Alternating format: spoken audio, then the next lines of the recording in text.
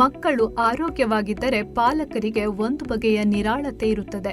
ಬೇರೆ ಕೆಲಸ ಕಾರ್ಯಗಳನ್ನು ನೆಮ್ಮದಿಯಿಂದ ಮಾಡಬಹುದು. ಅದೇ ಮಗುವಿನ ಆರೋಗ್ಯವು ಪದೇ ಪದೇ ಹದಗೆಡುತ್ತಿದೆ ಅಥವಾ ಮಗು ಅನಾರೋಗ್ಯದಿಂದ ಬಳಲುತ್ತಿದೆ ಎಂದಾದರೆ ಒಂದು ಬಗೆಯ ಮಾನಸಿಕ ಒತ್ತಡ ಕಾಡುತ್ತಲೇ ಇರುತ್ತದೆ.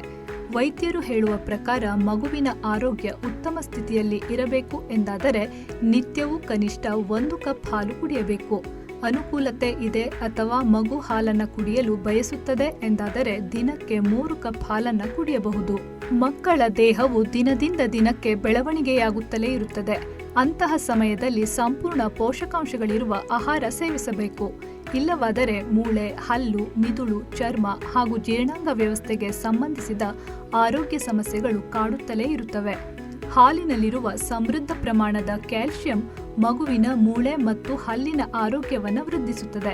ಹಾಲಿನಲ್ಲಿರುವ ಪೊಟ್ಯಾಷಿಯಂ ಅಂಶವು ಹೃದಯದ ಆರೋಗ್ಯ ಕಾಯುವುದು.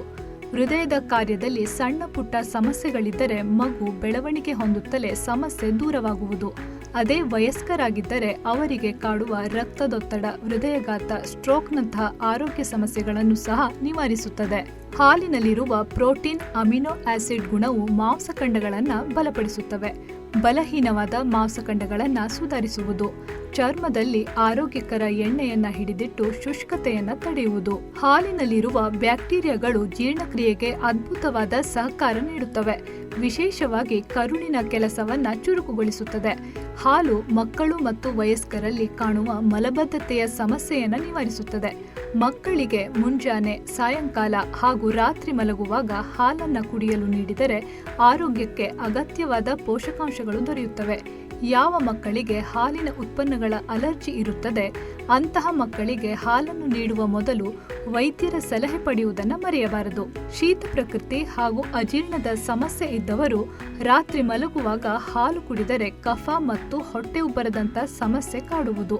ಅದನ್ನು ಬಿಟ್ಟರೆ ಸಾಮಾನ್ಯ ಆರೋಗ್ಯ ಹೊಂದಿದವರು ಹಾಲನ್ನು ಕುಡಿದರೆ ಯಾವುದೇ ಸಮಸ್ಯೆ ಉಂಟಾಗದು ಎಂದು ತಜ್ಞರು ಅಭಿಪ್ರಾಯಿಸುತ್ತಾರೆ.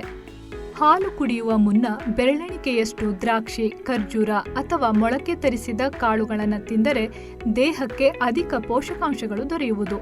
ಜೊತೆಗೆ ರಕ್ತಹೀನತೆ, ಕಬ್ಬಿಣಾಂಶದ ಕೊರತೆ ಹಾಗೂ ಜೀರ್ಣಕ್ರಿಯೆಯ ಸಮಸ್ಯೆ ಇದ್ದರೆ ನಿವಾರಣೆಯಾಗುವುದು. ಇದನ್ನು ಕೇವಲ ಮಕ್ಕಳಿಗಷ್ಟೇ ಅಲ್ಲ, ವಯಸ್ಕರಿಗೂ ಸಹ ನೀಡಬಹುದು. ಯಾರು ಮಲಬದ್ಧತೆ ಹಾಗೂ ರಕ್ತಹೀನತೆ ಹೊಂದಿರುತ್ತಾರೆ ಅಂಥವರು 5-6 ಖರ್ಜೂರ ಅಥವಾ 1 ಟೇಬಲ್ ಚಮಚ ಒಣದ್ರಾಕ್ಷಿ ತಿಂದು ಹಾಲನ್ನು ಕುಡಿದರೆ ಸಮಸ್ಯೆಯಿಂದ ಮುಕ್ತರಾಗಬಹುದು. ಹಾಲು ಯಾರಿಗೆ ಸುಲಭವಾಗಿ ಜೀರ್ಣವಾಗುವುದಿಲ್ಲ ಅಂಥವರು ಕಡಿಮೆ ಹಾಲನ್ನು ಕುಡಿಯಬೇಕು. ಹಾಗಂತ ಹಾಲನ್ನ ಕುಡಿಯುವುದನ್ನೇ ನಿಲ್ಲಿಸಬಾರದು. ನಿತ್ಯವೂ ಸೂಕ್ತ ಪ್ರಮಾಣದಲ್ಲಿ ಹಾಲನ್ನ ಕುಡಿಯುವುದರಿಂದ ಅಪಾಯಕಾರಿ ರೋಗಕ್ಕೆ ಕಾರಣವಾಗುವ ಫ್ರೀ ರ್ಯಾಡಿಕಲ್ಸ್ ಉತ್ಪಾದನೆಯನ್ನ ತಡೆಯಬಹುದು. ಆಯುರ್ವೇದ ಚಿಕಿತ್ಸಾ ಕ್ರಮದಲ್ಲಿಯೂ ಹಾಲಿಗೆ ವಿಶೇಷ ಸ್ಥಾನ ನೀಡಲಾಗಿದೆ. ಅಮೃತ ಸಮಾನ ಹಾಲಿನ ಸೇವನೆಯು ದೇಹಕ್ಕೆ ಅತ್ಯುತ್ತಮ ಪೋಷಣೆ ನೀಡುವುದು.